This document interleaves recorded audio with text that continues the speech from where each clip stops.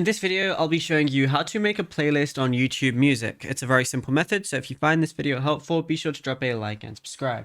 Anyways, getting into it, it's very simple to go ahead and do this, and you can do it on anything you're using, whether you're on iPhone, Android, Samsung, or anything like that.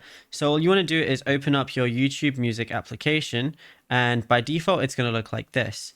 All you want to do is find whichever album or anything like that you want like your music from. So let's just say I went onto this one right here. Let's just say I like a few of these songs. All you want to do is press the three little dots and you're going to see save to playlist as one of the options. Go ahead and click on that. It says you haven't created any playlists. So if you haven't, it's going to show like this. If you have, it's going to show any different playlists you have. So if it says that, then what you want to do is go to your library, press new, and then press playlist. And then I can just call it anything I want. I'm just going to make it private. Then I'm going to create it right here. So now this is my playlist. Now I can press add song. So I can search a song if I want to, but if I don't remember the exact name or something, I can just go back to the album, then press these three little dots and then click save to playlist.